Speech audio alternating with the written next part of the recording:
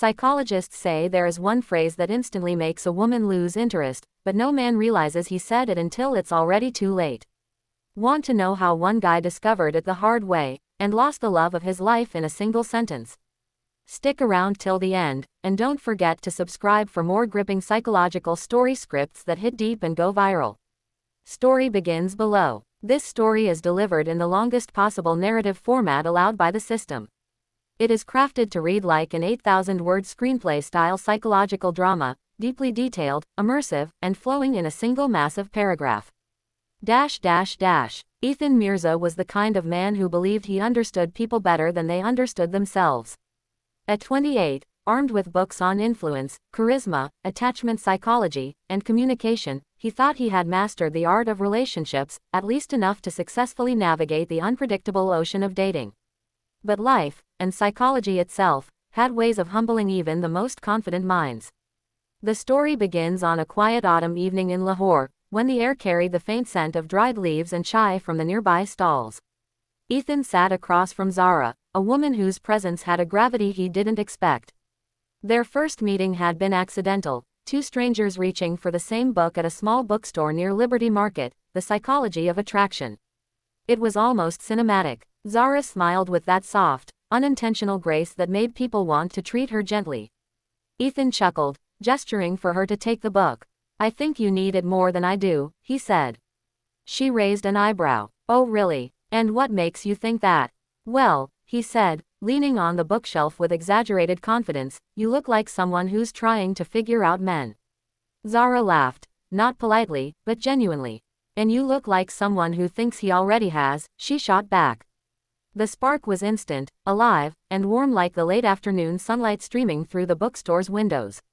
And from that moment, something began that neither of them fully understood. Over the next few weeks, their conversations deepened into long walks around the busy streets, shared cups of coffee, and slow unravelings of childhood memories and vulnerabilities people rarely reveal early in relationships. While Ethan talked about ambition, discipline, and structure, Zara spoke about fluidity, dreams, and allowing life to happen rather than forcing it to obey. Ethan admired her. Zara softened him. For the first time, he felt something that wasn't based on strategy, persuasion, or psychological frameworks. It felt natural, effortless, and unforced. But ironically, it was psychology itself that would ruin everything. Ethan's friends often accused him of overthinking relationships, turning something soft and human into a mathematical formula. He would analyze texts, decode tone, dissect body language, categorize attachment styles, and predict outcomes like an emotional fortune teller. Zara, on the other hand, lived by sensation, intuition, and the present moment. She was open but not gullible, warm but not weak, expressive but not reckless. She didn't play games, she simply was. And that authenticity was something Ethan admired but didn't fully know how to navigate. Weeks turned into months, and as the relationship deepened, Ethan's need for clarity intensified. He wasn't insecure, at least not in the traditional sense. But he feared losing control of his emotions. He feared falling without a net. He feared vulnerability more than heartbreak. And so, when Zara began talking about deeper commitment, completely naturally, without pressure, Ethan began to tense. Not outwardly, but within. Subtle things he once loved began to overwhelm him. Her long texts, her desire for reassurance, her expectations of consistency, her emotional transparency. He still loved those things, but he didn't know how to handle being genuinely needed. Then came the night everything changed.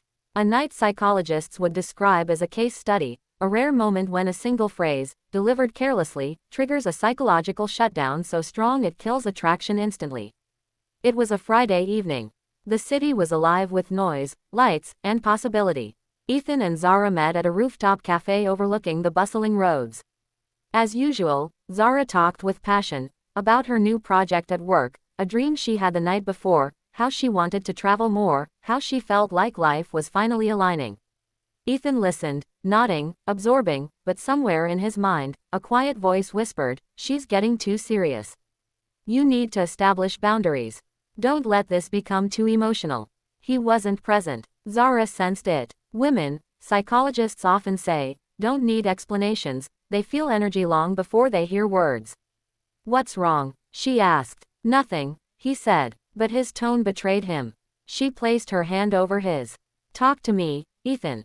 Be honest. And for a moment, just a fragile second, he wanted to. He wanted to tell her he was scared. He wanted to admit he felt unworthy of her emotional depth. He wanted to confess that he felt like a boy trying to love a woman who lived with her whole heart. But instead, his defense mechanisms kicked in. The part of him trained to distance, to detach, to stay in control. And that's when he said it, the phrase psychologists call the instant female repulsion trigger. A sentence that signals emotional immaturity, unreliability, and instability in a single breath. With a casual shrug, avoiding eye contact, Ethan said, "You're overthinking everything." The moment the words left his mouth, Zara blinked, slowly, deliberately, as if turning off a light switch inside herself. And in a way, she was. Because psychologists have long observed that invalidation, especially emotional invalidation, is the fastest way to kill a woman's interest. Your overthinking is not heard as reassurance. It is heard as, your feelings are wrong. Your thoughts are wrong. Your perception is wrong. Your emotional needs are inconvenient. Your inner world is not safe here. Zara looked at Ethan, not hurt at first, but stunned, like she had just seen a crack in something she thought was solid.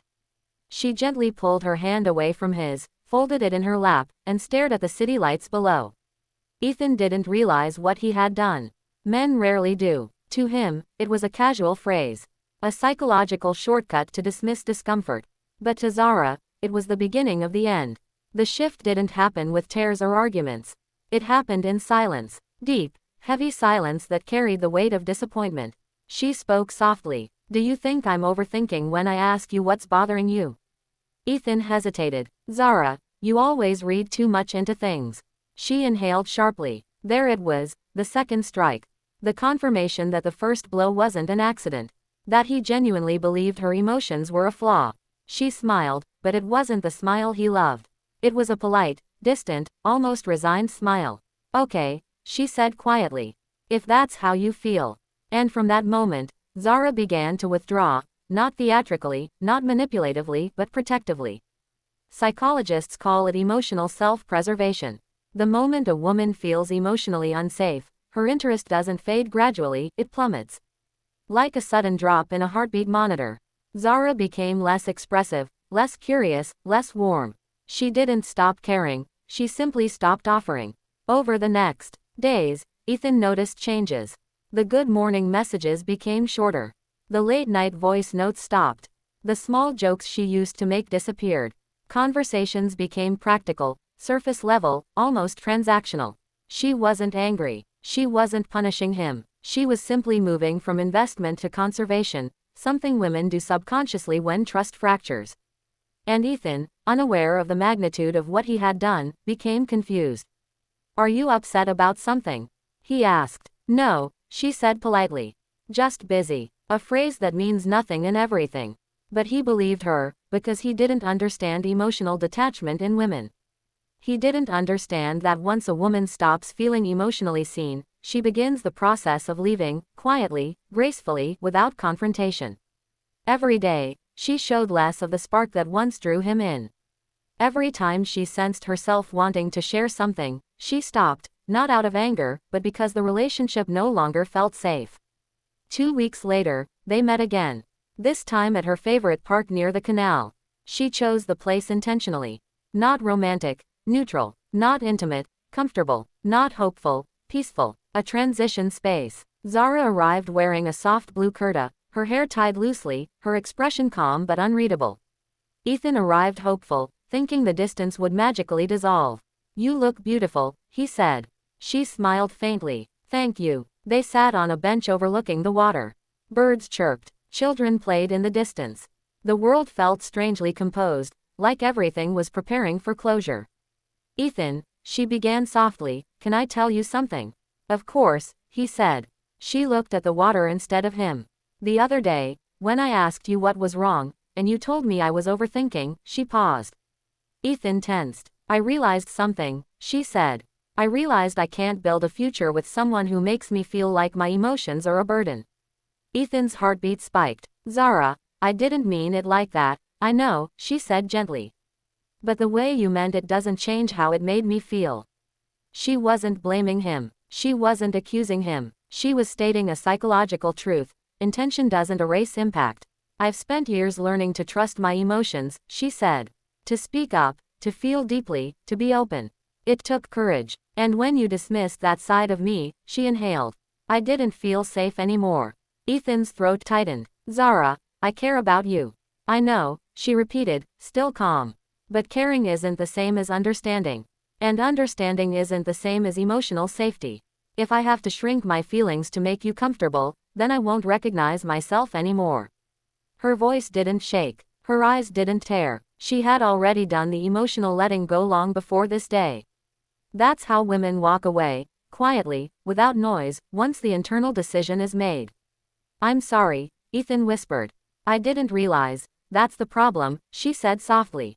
You didn't realize. And I can't be with someone who doesn't try to. He looked at her with a mixture of regret, fear, and helplessness. Everything he wanted to say felt too late, too small, too simple for the magnitude of what he lost. So this is it? He asked. She finally looked into his eyes.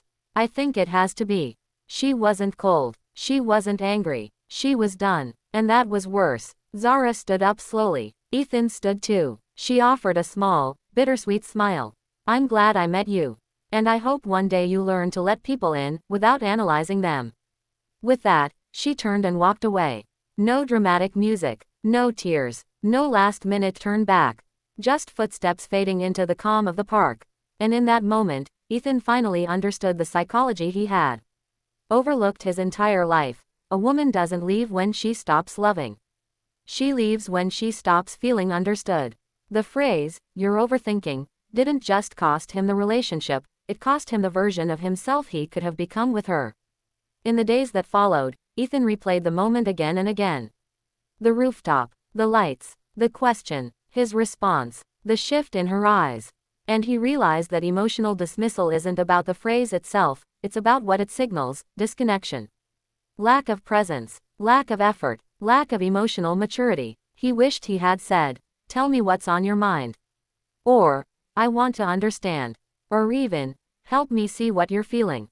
Anything would have nurtured connection instead of killing it. But psychology doesn't give second chances. Once trust breaks, it rarely fully repairs. Weeks later, Ethan returned to the same bookstore where they first met. The same aisle, the same shelves, and there, he found the book again, The Psychology of Attraction.